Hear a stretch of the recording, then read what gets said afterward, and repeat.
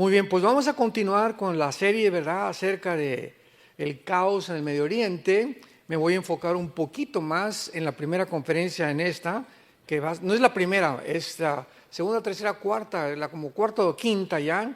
En fin, en YouTube, en nuestra página lo pueden encontrar desde el principio.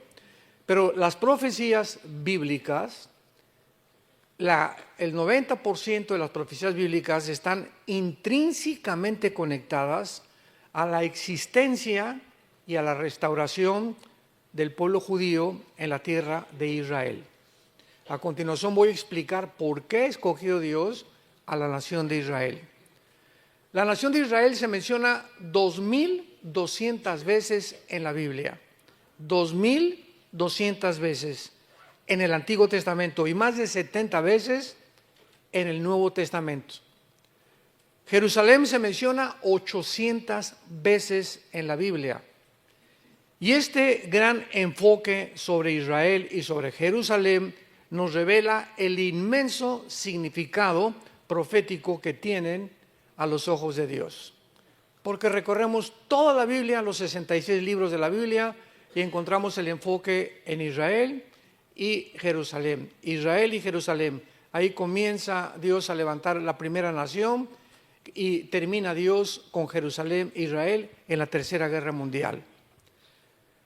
El renacimiento de Israel en 1948 y la recapturación de Jerusalén en la Guerra de los 6 días de 1967 ha puesto el reloj profético de Dios en marcha. En otras palabras, durante casi 2000 años, pues Israel fue exiliada a todas las naciones del mundo. Y comenzó a nacer esta teología que hablamos ayer del reemplazo, donde ya Dios se ocupó, ya no quiere nada con Israel, los judíos mataron a Cristo, ellos son los culpables de la muerte de Cristo, la iglesia ha sustituido y ha tomado el lugar de Israel. Y ahí vamos caminando todos y de repente en 1948 otra vez Dios manda un enfoque, una luz del cielo y vemos el milagro más grande de la historia, el regreso del pueblo judío a su tierra. ¿Quién se lo iba a imaginar? De casi 2000 años de exiliados. Y el 14 de mayo de 1948, todos los ojos otra vez sobre la nación de Israel. En un día, nunca esto ha pasado en la historia, en un día se forma una nación libre, soberana e independiente. 14 de mayo 1948.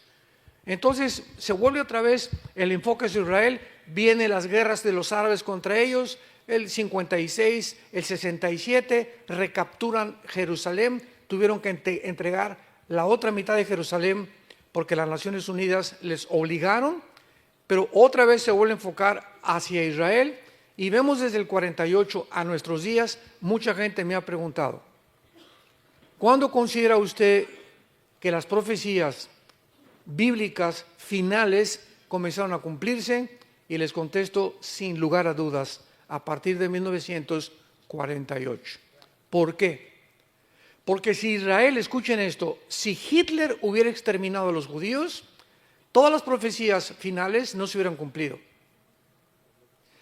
Si Hitler hubiera exterminado a los judíos, ¿quién iba a perseguir al final de la tribulación a los judíos si no es el anticristo? Tenían que existir como nación. Si Israel no hubiera regresado en el 48, ¿cuál es la construcción del tercer templo? Porque está profetizado que van a construir el tercer templo. Es más, ya tienen casi todo listo en Israel para la reconstrucción del tercer templo. Entonces, todas estas profecías ubicadas al final de la historia tenían que cumplirse, pero para ello tenía que Israel regresara a su tierra después de casi 2000 años de exilio. Entonces, esto es de una forma, como dicen en inglés, amazing, es una forma asombrosa. Veamos en Isaías 44 esta profecía de hace 2700 años, donde Dios lanza un desafío, Dios lanza un reto para todas las gentes que dudan de que realmente la Biblia sea la palabra de Dios y no el libro del Mormón, ni tampoco el Corán, ni el Mahajanivana Sutta, ni los Vedas, ni el Tripitaka de Buda. Tú puedes ponerme todos los libros sagrados aquí del lado izquierdo y la Biblia del lado derecho. Ningún libro que se considera sagrado contiene las profecías, la cronología de la historia, las evidencias físicas, genéticas, paleontológicas, antropológicas, microbiológicas, químicas, matemáticas, etcétera, etcétera, que contiene la Biblia. Ninguno. Es un libro asombroso. Y cuando hay críticas sobre la Biblia, simplemente es por desinformación o ignorancia. Veamos lo que dice Dios, Isaías 44, versículo 7. Comienza preguntando el Espíritu de Dios: ¿y quién proclamará lo venidero? Lo declarará y lo pondrá en orden delante de mí, como hago yo desde que establecí ¿a quién? El pueblo antiguo, que es Israel. Anúncienles lo que viene y lo que está por venir. No teman ni se amedrenten. No te lo hice oír desde la antigüedad y te lo dije. Luego ustedes son mis testigos. No hay Dios sino yo, no hay fuerte, no conozco ninguno. ¿Qué otro libro dentro de los que se consideran sagrados o religiosos tiene en orden la historia como tiene la Biblia? Un ejemplo rápido. En la historia han existido imperios. Vamos a enunciarlos: el imperio egipcio, el imperio asirio, babilonio, los medos persas, los griegos y el imperio romano. La Biblia describe el orden cronológico en el que iban a aparecer cada uno de estos imperios. Asombroso. Vienes al libro de Daniel, por ejemplo, y hay una visión en el capítulo 2 de Daniel de una estatua gigantesca que el rey Nabucodonosor tiene en un sueño y que ni los astrólogos, ni los magos, ni los hechiceros le pudieron interpretar. Entonces Daniel ora a Dios porque hubo un decreto de pena de muerte del rey Nabucodonosor, que el que no le interpretara pues era muerto inmediatamente. Entonces Daniel se pone a orar y Dios le revela a Daniel la interpretación de la estatua del sueño de Nabucodonosor, y le dice Daniel al rey Nabucodonosor: la cabeza de oro eres tú, el imperio babilónico. Escuchen con detenimiento.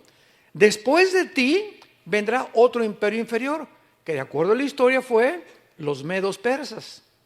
Y el pecho y los brazos de plata son los medios persas. Después de ti, la cintura, que era de otro metal, el bronce, va a venir otro imperio que fue el imperio griego. Y las dos piernas de hierro será un cuarto imperio fuerte, que fue, de acuerdo a la historia, el imperio romano. Entonces, ahí describe Daniel hace 2600 años la secuencia de los imperios de la historia que ha corroborado que iban a sucederse uno tras otro, anunciado con cientos de años de anticipación. Y por eso dice Dios: ¿quién proclamará lo venidero y lo pondrá en orden? ¿Qué otro libro? Búscale. Yo les he dicho siempre en muchos seminarios, decimos en México: ¿quién es tu gallito, Giro? ¿Cuál es tu gallo? O sea, dime el libro que más amas, el libro de filosofía, de historia, de lo que tú me quieras mencionar, dímelo. O dime qué libro sagrado conoces tú y vamos a compararlo con la Biblia. Ninguno de los libros que se consideran sagrados, repito, contiene la historia, las profecías y todas las evidencias que son geográficas, históricas, que tiene la Biblia. Y además la Biblia es la razón por la cual es el libro más atacado y más controvertido que existe en el mundo. Y cuando los grupos de rock pesado, ¿verdad?, como Madonna, quieren atacar un libro, o como los He-Men, o como Iron Maiden, o como los Rolling Stones, ¿por qué nunca atacan el Corán? ¿Por qué nunca atacan el Tripitaka de Buda? ¿Por qué no atacan ningún libro? ¿Por qué es la Biblia el libro de más odio del mundo? ¿Por qué? ¿Por qué le arrancan las hojas y le comienzan a escupir sangre sobre la Biblia? ¿Por qué Jesucristo es el personaje y no Mahoma, y no Mahatma Gandhi, y no Buda, que acabó en McDonald's? ¿Por qué son el objeto del odio? Todo el odio está centrado. ¿Por qué aquí en Estados Unidos, por cualquier cosa, Jesus Christ? ¿Por qué no dicen Mahoma? Siempre es Jesucristo en la boca de todo el mundo, ¿verdad? ¿Y por qué siempre hablan de Dios o el Dios de la Biblia? Precisamente porque no es coincidencia, son el objeto del odio y del ataque de Satanás. Y ya lo entendemos que no es coincidencia lo que está pasando. Ahora dice aquí en el capítulo 46 de Isaías, denle la vuelta nada más, versículo 9. Isaías 46. Acuérdense, dice Dios, acuérdense de las cosas pasadas desde los tiempos antiguos, porque yo soy Dios y no hay otro Dios y nada hay semejante a mí, que anuncio lo por venir desde el principio y desde la antigüedad, lo que aún no era hecho, y que digo, mi consejo permanecerá y haré todo lo que quiero, que llamo desde el oriente a la ve y de tierra lejana al varón de mi consejo. Yo hablé y lo haré venir, lo he pensado y también lo haré. Dice Dios, ¿hay algún libro que te diga o que te explique las tres preguntas más importantes de la filosofía y de la existencia del ser humano? Como número uno, ¿quién hizo el universo? ¿Cómo se originó el universo? Número dos, ¿quién soy? ¿Quiénes somos realmente? ¿Me podrá decir el psiquiatra, el psicólogo, el sociólogo, el antropólogo? ¿Quién soy? ¿De qué estoy formado? ¿Podrán conocer estos seres humanos igual que tú y que yo de qué estamos formados interiormente? ¿Podrán demostrar que hay algo que trasciende nuestra humanidad y nuestra vida física y terrenal? Y número tres, ¿hacia dónde se dirige la humanidad? ¿En qué va a terminar la humanidad? Número uno, nadie podrá jamás decir cómo comenzó el universo. ¿Por qué? Porque para que sea científico, tiene que ser repetitivo. Entonces, como nadie estuvo cuando fue creado el universo, simplemente hay teorías, hipótesis, especulaciones. Y se han inventado como la teoría del Big Bang. Pues comenzó con una explosión del universo. Señor ateo, come here, please. Acércate. ¿Y quién produjo la explosión? Porque la nada no produce nada. Y si seguimos una línea lógica elemental, después de que dice usted que hubo una explosión, ¿podrá la materia producir el pensamiento? ¿Podrá la materia producir la conciencia? La nada no produce nada. Y venimos a la Biblia y así comienza la Biblia. Bereshit Elohim ha-samayim ha-eretz. En el principio Dios hizo los cielos y la tierra en el hebreo. Son 7 palabras del versículo 1 del Génesis y el versículo del medio es el menorá. Increíble.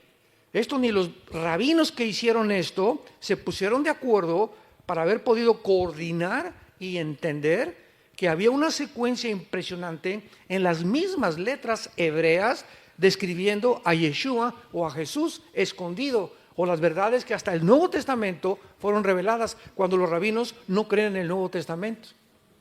Impresionante. Entonces la Biblia nos muestra que fue hecho el universo de la nada. Hebreos 11, 1 y 2. De lo que no existe, Dios hizo lo que existe. Se llama ex nihilo. O sea, fue hecho de la nada. Dios hizo de la nada que aparezca la tierra, que aparezca la luz, etcétera, etcétera. Y esta es la razón por la cual ahora la ciencia comprueba que el universo tuvo un principio. Porque en tiempos de Galileo y en tiempos de todos los grandes astrónomos del pasado, la Iglesia Católica los frenó para que no siguieran investigando y demostraron, ¿verdad?, que la tierra, decía, no es que siempre ha sido la tierra eterna. Y la Biblia dice que hubo un principio. ¿Cuándo comprobaron que la tierra tuvo un principio? Cuando descubrieron las leyes de la termodinámica. Las leyes de la termodinámica, damas y caballeros, santos de Dios, son las dos leyes físicas que rigen todas las demás leyes del universo. La primera ley explica claramente que nada se crea ni se destruye.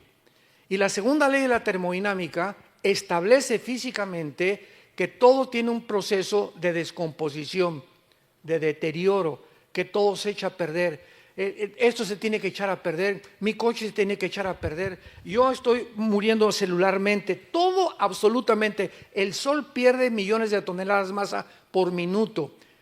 El universo está bajo una ley que antes de que se descubriera las leyes de la termodinámica, la Biblia le llama la ley de la corrupción. Todo tiende a echarse a perder, todo tiende a corromperse, tal como la Biblia lo estableció miles de años antes que ni siquiera se descubriera la física. Así que esto es increíble. Cuando tenemos toda esta información, nos damos cuenta que la Biblia sobrepasa la comprensión de la misma ciencia, porque antes que la ciencia descubra algo, la Biblia se anticipó. Y luego, ¿quiénes somos nosotros? Bueno, pues hasta el siglo pasado aparece un doctor llamado Sigmund Freud, padrino de muchos de ustedes. Y Freud comienza, él rechazó, no, la Biblia no la quiero estudiar, su mamá se la quería enseñar, me voy a poder estudiar y voy a hipnotizar a mis pacientes, dijo Freud, para descubrir a través del hipnotismo en pacientes de neurastenia, que a través del inconsciente, del consciente los voy a llevar al inconsciente para que descubran lo que hay en el subconsciente y tratar en su conducta subconsciente que está en el cerebro, tratar de corregir la esquizofrenia, la paranoia, la psicosis, la psicopatía, la patología, etcétera, etcétera.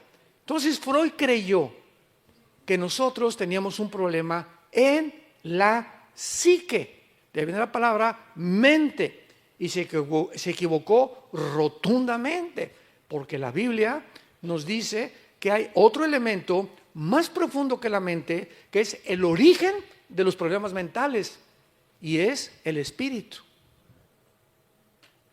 Entonces, ¿quién nos puede decir que existe el espíritu? No se puede meter un aparato de rayos X y detectar, somos espirituales. No, la Biblia nos los revela, somos un espíritu. Tenemos un alma, que es la psique, donde están las emociones, los sentimientos, la voluntad y el intelecto, y vivimos dentro de un envase, una cáscara, una botella que se llama el cuerpo humano.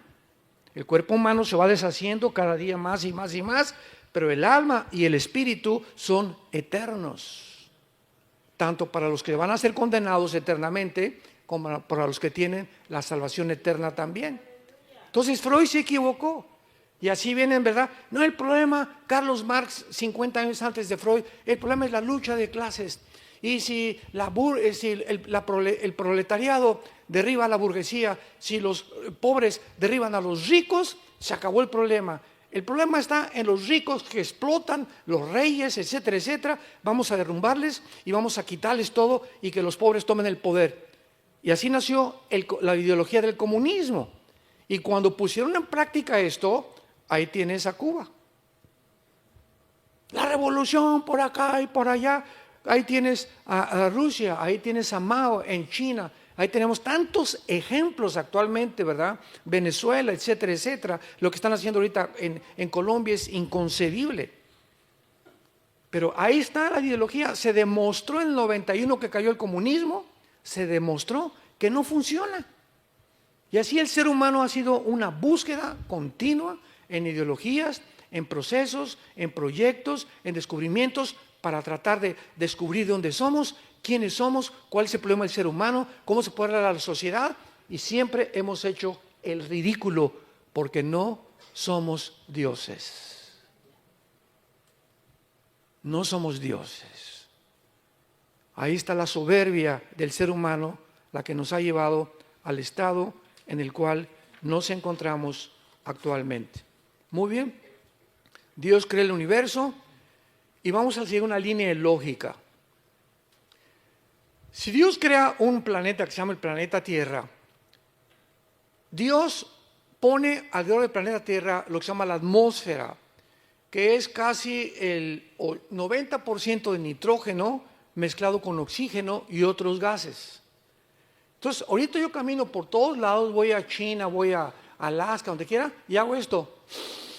¿Qué es lo que estoy respirando? Estoy respirando un gas, estoy respirando algo que exactamente es lo que necesitan mis pulmones para poder vivir. El oxígeno es lo que le da la vida a mi cerebro y a mis neuronas. Me voy a la luna, me muero. Me voy a Marte, me muero. Y están pensando en tener luna de miel en la luna. O como dijo Elon Musk, ¿verdad? Vamos a salir en un cohete, nos vamos a Marte y vamos a trasladar de la Tierra a Marte. Preparémonos porque en 10 años vamos a irnos a Marte a vivir. Son marihuanadas.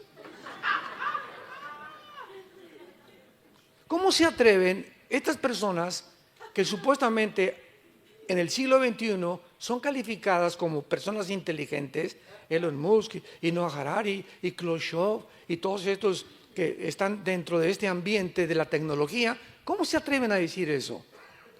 Por más que, ¿cómo vamos a ver el oxígeno a Marte?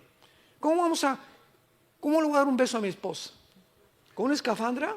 Mejor me voy a Cancún, de luna de miel. Bueno, son tantas tonterías, pero siempre aspirando, ¿verdad? Y la Biblia declara claramente que Dios formó este planeta a comparación de todo el universo que existe con las condiciones, los árboles.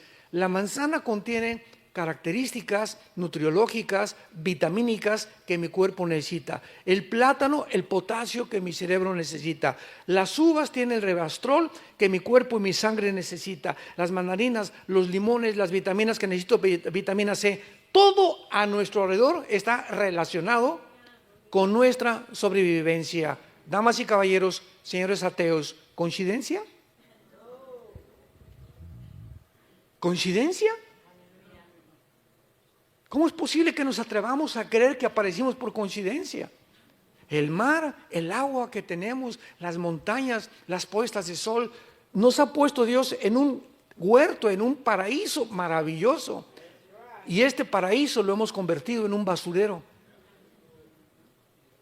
Ya contaminamos el agua del mar, ya contaminamos la comida, ya contaminamos el aire, ya contaminamos el agua, hemos contaminado todo a nuestro alrededor, demostrando que el diagnóstico que Dios tiene en la Biblia es verdadero. El ser humano es autodestructivo. ¿Por qué fuma, don Pancho? Porque me gusta, pastor. Oye, ¿qué dice la cajetilla? Este producto es nocivo para la salud. ¿Qué no le ha ido? Chichepo. ¿Y entonces por qué sigue fumando? Porque me gusta. O sea, su razón no funciona. Mi razón me dice, me estoy envenenando, pero mis gustos y mis pasiones dominan mi manera de pensar, demostrando que somos autodestructivos.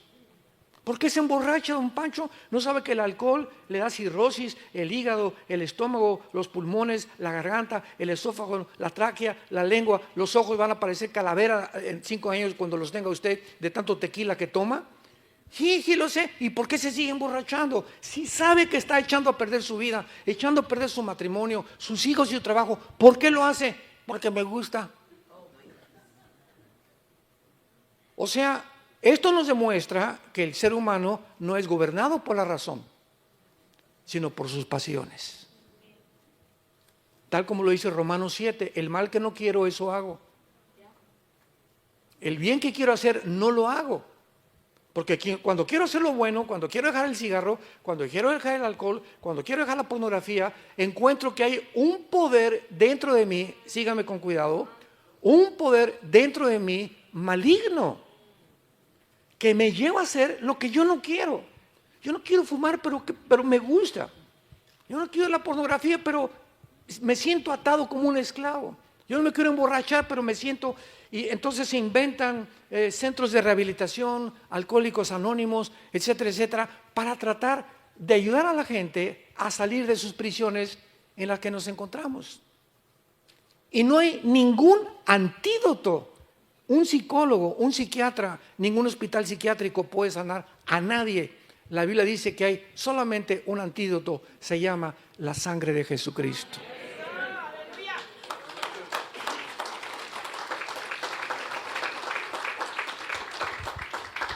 El 99% de los hospitales psiquiátricos tratan a sus pacientes con pastillas tranquilizantes, drogados.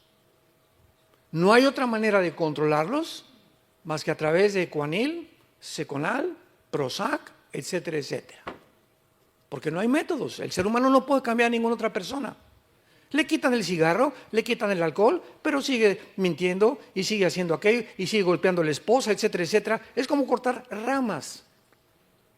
Pero Jesucristo viene a la raíz del problema, a nuestras vidas. La raíz es espiritual. Nos comportamos como nos comportamos y la mente la tenemos como la mente porque espiritualmente estamos muertos. Sin el poder de vencer aquellos vicios que nos han atado durante tanto tiempo. Y es por eso Jesús dijo, cuando conozcas la verdad, te hará libre. Es la verdad la que nos hace libre. ¿Qué significa? La ignorancia te mantiene en la esclavitud, que es totalmente lo contrario. Entonces, Dios, después de que hace todo eso, es lógico que forma a un pueblo especial. Adán comienza a reproducirse, tiene hijos, hermanos, hermanas, etcétera, etcétera. Durante los primeros 1500 años, de Adán al diluvio hubo 1500 años. Entonces Noé lo levanta Dios, de sus 3 hijos se forman todas las más de 70 naciones del mundo bíblicamente, y después Dios comienza en el capítulo 12 a llamar a un hombre llamado Abraham. Sin la H, era Abraham, no era Abraham todavía, padre de las naciones. Y a través de este hombre le dice a Abraham, vente y salte de tu tierra y te voy a enseñar y te voy a hacer un pacto contigo. Vayamos a Génesis capítulo 12 para que veamos el inicio y la comprensión de la nación de Israel.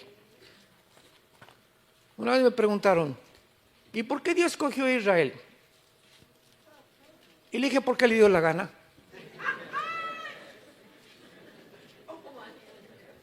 ¿Y por qué no España? Si hubieran sido España, ¿y por qué no los franceses? Y si hubieran sido los ingleses, ¿y por qué no los alemanes?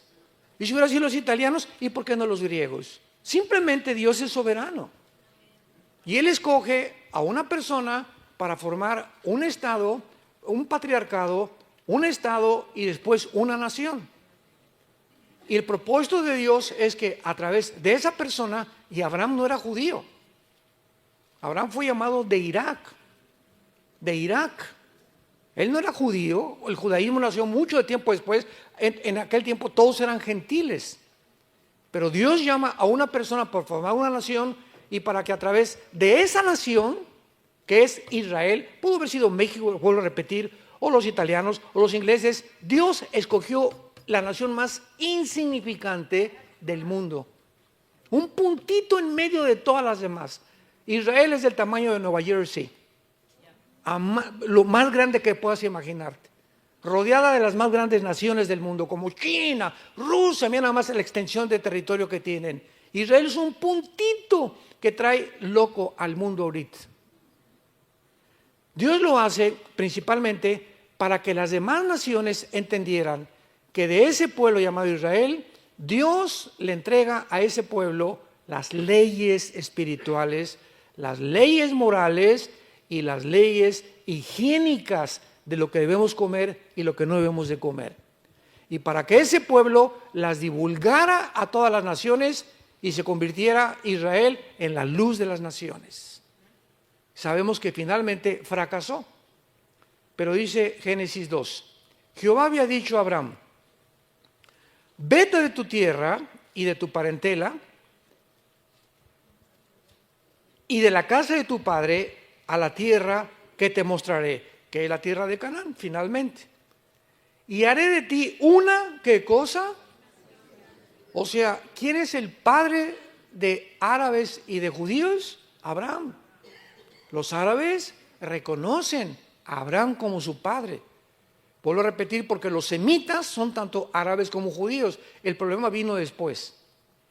Pero vemos que de Abraham nacen dos de las más grandes razas del mundo, que son los judíos y los árabes. Haré de ti una nación grande y te bendeciré. Y engrandeceré tu nombre y serás bendición. Bendeciré a los que te bendijeren y a los que te maldijeren, maldeciré.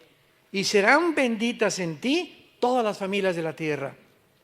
Y lo vemos nosotros que todo el Antiguo Testamento fue judíos, judíos, judíos, judíos, judíos. Viene entonces, rechazan al Mesías que Dios les envió y Dios ahora se vuelve a los gentiles. Y la promesa estaba desde Génesis 12. Serían benditos no solamente los judíos, a través de Abraham Dios bendeciría al mundo entero. Porque de Abraham vendría el Mesías prometido en Génesis 3:15. La Biblia está intrínsecamente relacionada con la genética. Con la genética. Porque cuando nace Jesucristo se le aparece el ángel Gabriel a María y le dice: María, no te asustes, te va a comenzar a crecer la pancita. Y le contesta María, ¿verdad? Imagino que le habría dicho: pero no hemos ido ni a Cancún de luna de miel. Estaban desposados, estaban comprometidos nada más. No podían tocar a su novia, era mortal, era muerta a pedradas el adulterio o la fornicación antes de casarse. Y entonces se le aparece también a José, el ángel Gabriel, y le dice en Mateo y en Lucas: no temas de recibir a tu mujer, porque la pancita no es del lechero, ni del panadero, ni de nadie, ¿verdad? Ese santo ser que van a hacer no es tuyo, pero no te asustes. Ella no ha sido adúltera, sino que ha sido escogida por Dios para que lo que nazca sea llamado el producto del Dios Altísimo. Y ustedes no le van a poner nombre, ¿eh? Dios dice que le pongan Yeshua, que le pongan Jesús. La pregunta es la siguiente: ¿por qué José y María no podían tener relaciones? Porque tú y yo hemos nacido de papi y de mami, todos nosotros. ¿Por qué Jesús no podía nacer de la relación física entre un hombre y una mujer como toda la raza humana? Aquí está la genética. Y no es hasta 1954, querido, que el doctor Crick y el doctor James Watson se les dé el premio Nobel de Medicina por descubrir la hélice o la molécula del ADN, el DNA, o el ácido desoxirribonucleico. Y cuando se descubre el ADN, aunque ya Mengele había descubrido las leyes de la herencia en 1800 del siglo anterior, pero solamente descubrió que había leyes hereditarias cuando comenzó a mezclar chícharos. Hasta que se descubre la molécula del ADN, se comienza a entender verdaderamente la biología del ser humano. Los hombres tienen el cromosoma Y que no tienen las mujeres. Las mujeres tienen los dos cromosomas X que no tenemos los macho camachos. ¿Y qué es lo que determina el género? Vean ustedes todo esto alrededor de los pseudocientíficos que nos rodean, que están negando la identidad de género. Le preguntaron el otro día a un hombre de color, le preguntaron que era pastor: ¿nos puede usted decir que es una mujer? Y dijo claramente: mi mamá. O sea, todos los que son mamás son mujeres, por el amor de Dios. O sea, los hombres no tenemos vagina. Los hombres no tenemos el órgano de reproducción que tiene una mujer. Entonces, ¿qué es una mujer? Es muy fácil. No necesitamos la Biblia para saber que es una mujer. La ciencia nos los dice. Si tienes el cromosoma XX, eres mujer. Si tienes Y, eres hombre. Vístete de china poblana, vístete de la princesa de Persia. Si eres hombre, nadie te va a cambiar. Si tienes el cromosoma Y, eres hombre. Y lo que determina el género es la biología y la genética. Entonces, cuando cayó el pecado en Adán, ¿qué fue lo que se infectó? Porque el hombre es el transmisor, la semilla la traemos nosotros. y las mujeres reciben, son la receptora de nuestra semilla o del esperma. Entonces, cuando el pecado entra al ser humano, lo primero que se infecta es la genética. Antes los leones no rugían y las plantas no tenían espinas, las rosas, los animales no tenían veneno, las culebras, las tarántulas, etcétera, etcétera. Toda la creación estaba completamente bajo el gobierno de Adán y Eva. En el momento que el ser humano peca, síganme con cuidado, el momento en que entra el pecado, inmediatamente la creación alrededor se infecta genéticamente. Cambia la genética de los leones, porque el chip que había puesto en los leones era que no rugieran, ni que mataran, ni se alimentaran de carne viva. Y ahora iban a tener que matar a una presa inferior para poder sobrevivir. Las rosas comenzaron a salir la espina, comenzaron las tormentas, porque toda la creación está relacionada con la moral del ser humano. Mientras más pecado hacemos, el mundo se vuelve nuestro enemigo. Como hemos visto actualmente, todo lo hemos infectado y ahora tsunamis y terremotos. ¿Y por qué Dios manda esto? Dios no manda esas cosas, es el resultado de nuestra maldad. Como dijo la hija de Billy Graham, Anita Graham, ¿verdad?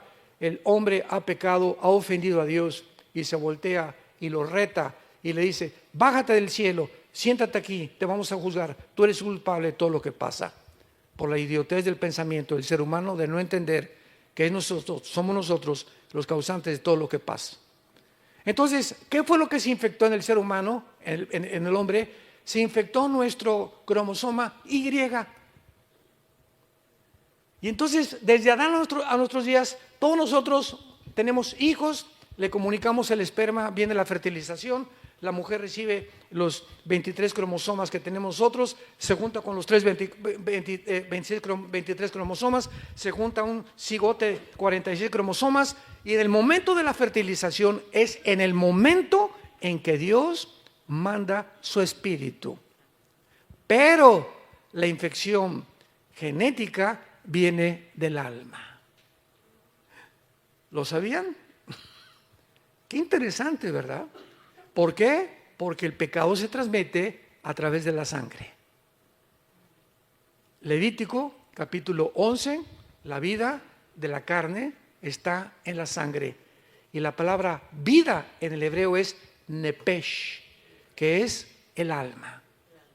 El alma se encuentra en la sangre. Dios no crea a un niño recién nacido y le da el pecado. El niño trae por herencia genética el pecado. Romanos 5:12. Estoy respaldando lo que estoy diciendo. Dice Romanos 5:12 Pablo: así como el pecado entró al mundo por un hombre, escuchen, hace 2000 años que escribió Romanos. Así como el pecado pasó, ahí está hablando de una transmisión. El pecado pasó a todos los hombres y por eso tenemos que morir. Entonces, ¿cómo pasó? No se podía descubrir ese paso, esa transmisión, hasta que se descubrió la genética. 1954. El pecado se transmite genéticamente. Y hace poco, la semana pasada, mi esposa le enseñé un video que me mandaron, donde se acaba de descubrir, con tanta tecnología que hay ahorita, que en el momento de la fertilización, el óvulo, así lo filmaron con unas cámaras especiales, comienza por primera vez, esto es único en la ciencia moderna, comienza el óvulo a emitir una luz que nunca habían visto y comienza a ser así, mandando luz. Ahí traigo en mi DS, se los mando si quieren. Comienza el óvulo a hacer así, a mandar luz. Y la ciencia ahí se quedó, ¿no? Y le dije a mi esposa: mira lo que dice el Salmo 139, mi embrión vieron tus ojos.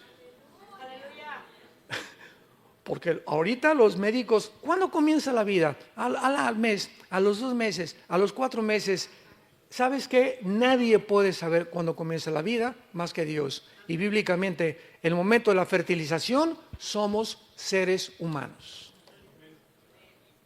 En el momento de la fertilización, ahí se encuentra todo todos los componentes genéticos y todo el ADN que va a decir, tus orejas van a ser de papalote y vas a tener la boca trompudo y vas a tener el pelo así, de esta estatura, tu color de piel, todo está potencialmente, genéticamente, ya tú vas a hacer hígado, tú vas a hacer corazón, tú vas a hacer páncreas, tú vas a hacer riñones, todo está programado desde que los 23 cromosomas de mi papá y los de mi mamá se juntaron y formaron. Y el momento de la fertilización, Dios hace esto. Y comienza a brillar, porque el espíritu viene de Dios. Cuando mi perro se juntó con mi perra, no hizo Dios así. Cuando el gato se juntó con la gata, Dios no hizo. Ni cuando el caballo se juntó con mi yegua, tampoco hizo Dios. Porque nadie fue creado a imagen y semejanza de Dios más que nosotros. Es la gran diferencia entre nosotros y los animales. Entonces, José traía el cromosoma Y infectado. Entonces, si hubiera tenido relaciones con María, Jesús hubiera nacido en pecado. Y el Mesías no podía nacer en pecado. Porque en la cruz tenía que morir uno que era Dios y tenía que ser hombre. Número uno, tenía que ser Dios porque si Jesús no hubiera sido Dios, Dios es el único que perdona pecados. En la cruz no podía morir un ángel, ni el Papa Juan Pablo II, ni tu padrino Francisco, ni la Virgen del Socorro, ni Abraham, ni Isaac, ni Jacob, ni un ángel, ni un querubín. Nadie podía estar en la cruz pagando por nuestra maldad más que Dios mismo.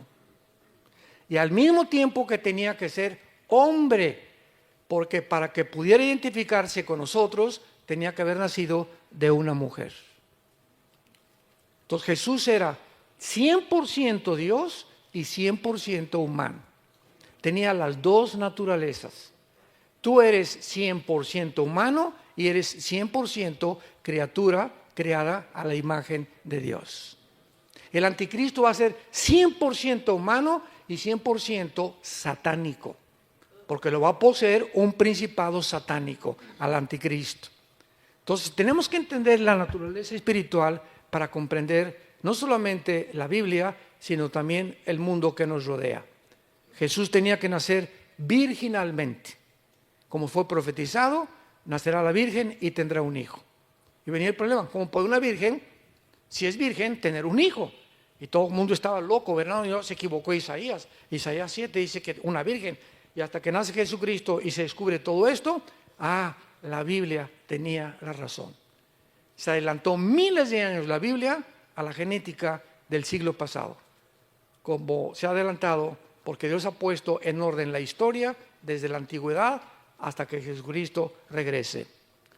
Entonces Dios forma ya con Abraham, en penúltimo lugar, una nación, y a esa nación le dice Dios a Moisés: vente al monte y te voy a dar las leyes morales de toda la humanidad. Y ustedes se van a encargar de repartir estas leyes a todo el mundo, a todas las naciones. Adorarás a Dios con todo tu corazón, los 10 mandamientos, etcétera, etcétera, son las leyes morales de Dios. Si Dios, es lógico, Él tiene que legislar la moral. Porque el hombre no es capaz de distinguir qué es bueno y qué es malo. Veamos ahorita el siglo XXI. No, tú realmente no eres hombre, eres mujer, no eres mujer, eres hombre. No, realmente los culpables no son los de Hamás, son los judíos. No, no es cierto, son los palestinos. No, no es cierto, son los chinos. No es cierto, es mi suegra la culpable. No es cierto, tú eres el que me ha llevado a emborracharme, vieja. Si tuviera otra esposa, ¿verdad? Y otra vieja mejor que tú, no sería el borracho que soy. Siempre estamos buscando huir de nuestra responsabilidad. Cuando un ser humano alcanza y llega a la responsabilidad, comienzas a madurar. La razón por la cual las cárceles están llenas de delincuentes es porque todos dicen: el mundo está contra mí. Esta es la característica de la delincuencia juvenil. todos se sienten víctimas de la sociedad. Soy así porque mi papá era marihuano, soy así porque mi mamá era prostituta, soy así porque me violaron a los 8 años, soy así. ¿Sabes una cosa? Tú no puedes seguir viviendo de esta manera. Si tú mantienes ese rencor y esa amargura en tu alma, creyendo que hay una fuente fuera de ti que ha hecho lo que tú eres, te olvidas que la gracia de Dios es más grande. Y que para eso vino Jesucristo. Vengan a mí los que están cargados de culpa, de vergüenza, con conciencias que te atormentan, y aquí y allá, y yo te haré descansar. Es el mensaje que Dios te dice: ven a mí. A eso vine al mundo, a poder limpiar tu conciencia de todo lo que en tu pasado el mundo tal vez lo hicieron, pero yo puedo quitarte esto y hacerte una nueva criatura. Porque el que está en Cristo, nueva criatura es. Entonces Dios le da las leyes morales, los 10 mandamientos, las leyes higiénicas. Levítico capítulo 11, no coman cuche, o puerco, o cerdo, no sé cómo le llaman aquí. No coman, y pasan los años y se descubre que la carne de puerco tiene colesterol. Nadie sabía qué era el colesterol. Y comienzan a descubrir: no comas azúcar, las conchas de la tía rosa y los guris, etcétera, etcétera, porque el azúcar es el veneno más grande que hace que el cáncer sobreviva. El azúcar te echa a perder la sangre. Una Coca-Cola tiene 250 gramos de azúcar. Tú te tomas una Coca-Cola hoy, una Coca-Colita. Un mes tiene que pasar, todo ese azúcar se va a tus riñones. Y como se va a tus riñones, y el riñón está diseñado por Dios, los 2 riñones, para que asimilen las cosas que Dios nos dio, el agua, agua de limón, agua de Jamaica, etcétera, etcétera, jugos. Entonces los riñones se intoxican, porque no pueden trabajar con ese azúcar en tus riñones. Y entonces te comienzas a sentir cansado. Ay, hermano, leo la Biblia y me duermo. Me duermo en los domingos, me siento cansado, no tengo ganas de nada. ¿De dónde viene la falta de energía? Estás azucarado.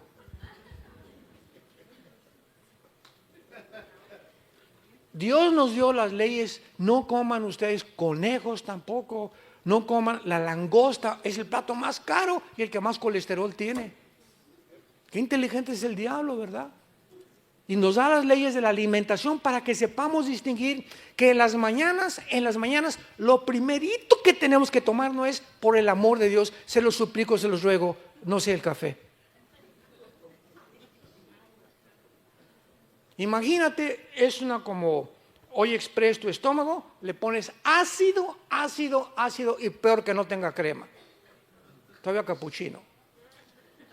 Y todo, lo primerito que llega es café, y comienza toda tu flora intestinal a asimilar todas estas cosas, todo el ácido, comienza a producirte problemas de gastritis, etcétera, etcétera. Lo primerito que el estómago tiene que recibir es fruta.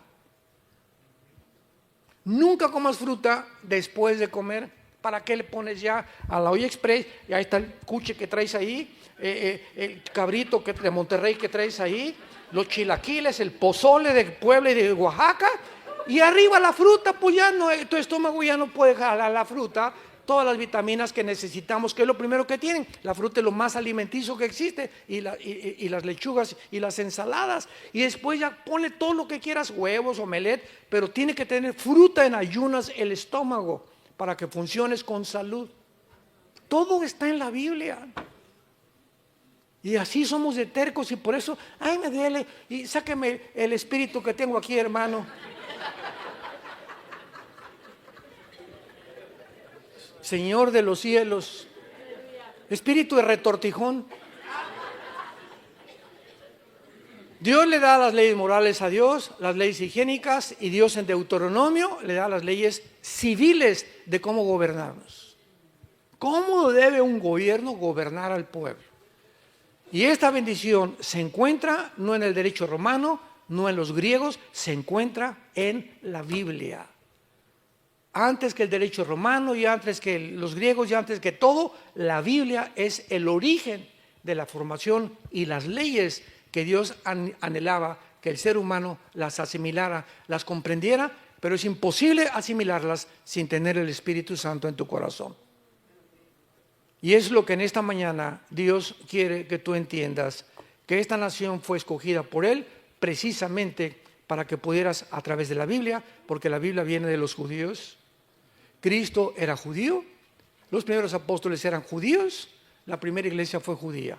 Y te bendeciré a los que te bendijeren. Y a través de la historia, todas las naciones que han maldecido y las personas a Israel han recibido la maldición. Ahí está el peligro del antisemitismo. No seas tú una persona que se encuentre maldiciendo al pueblo escogido de Dios. Oremos por Israel, oremos por los palestinos, oremos por los árabes, oremos por los mexicanos, oremos por esta nación, porque somos un pueblo que tenemos que interceder por todas las naciones del mundo. Pero nunca maldigamos ni a Israel ni a los mexicanos. Nunca salga de tu palabra y de tu boca ninguna maldición hacia ninguna persona. Porque cuando tú maldices a alguien, se te regresa. Como un boomerang, lo que tú siembras, tienes que recoger. Oremos. Señor, gracias en esta mañana por tu palabra.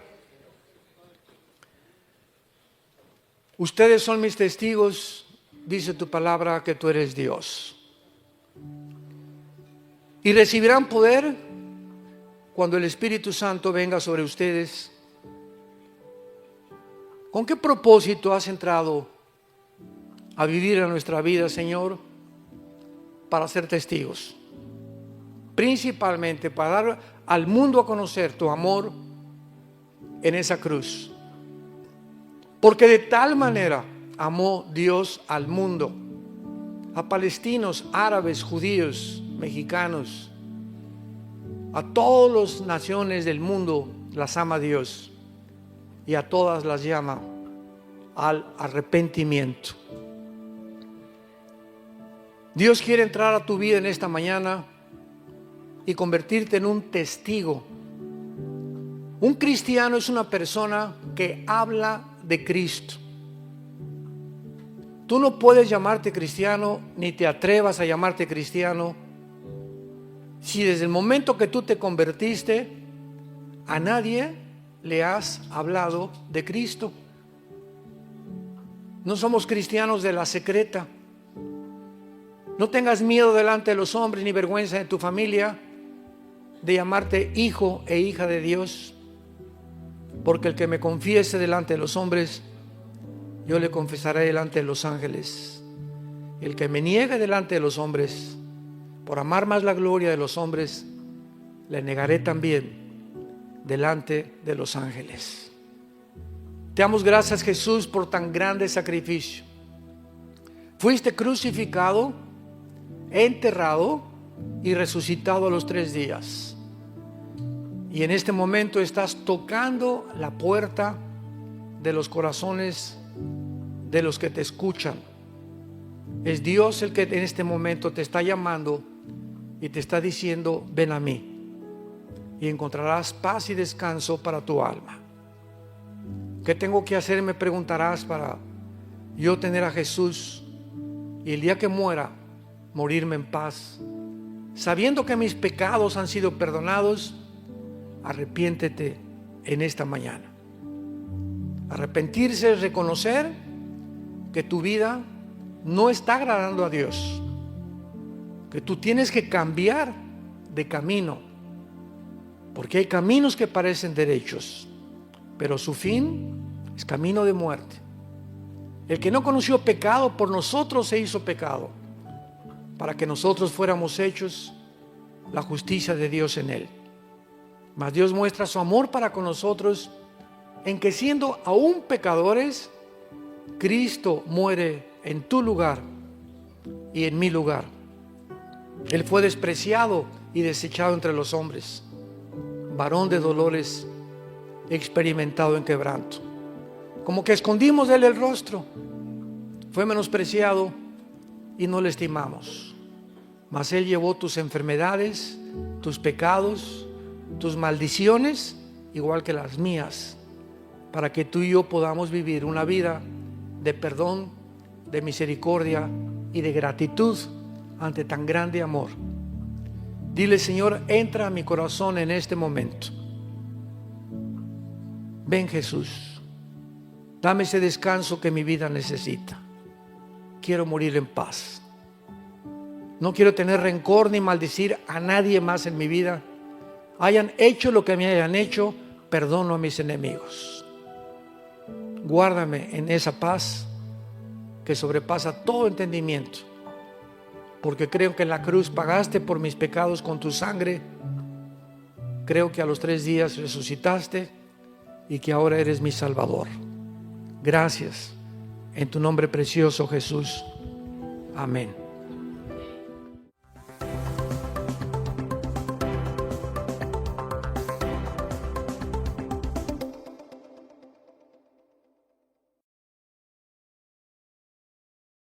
¿Qué tal? Me da muchísimo gusto saludarles y quisiera simplemente comunicarles que gracias a todos ustedes a través de todas las naciones en el mundo que aman la palabra de Dios y que realmente están interesados en que nosotros como organización Vida Nueva para el Mundo continúe predicando el Evangelio de la gracia de Jesucristo, podamos nosotros continuar haciéndolo gracias a sus donaciones. Este año cumplimos 46 años de ministerio, 46 años donde hemos predicado, pensamos y consideramos de una forma fiel el Evangelio, la sana doctrina de Jesucristo. Nosotros con todas estas donaciones tenemos que sostener pastores, misioneros, obras, equipos de televisión y aún continuamos buscando la manera de poder elevar este ministerio. Hasta este momento, quiero que ustedes estén enterados, no tenemos una sola propiedad. Y así hemos trabajado durante 46 años porque le damos la importancia a la evangelización, a las misiones y también a los hombres de Dios para levantar más pastores. Le damos las gracias, que pueda Dios con su gracia tocar sus corazones y que puedan ustedes invertir en un terreno donde es fructífero, porque creemos que hemos producido bastante buen fruto para la gloria de Dios. Gracias por sus aportaciones y por las donaciones que sabemos ustedes continuarán haciendo para que podamos continuar siendo fieles en la predicación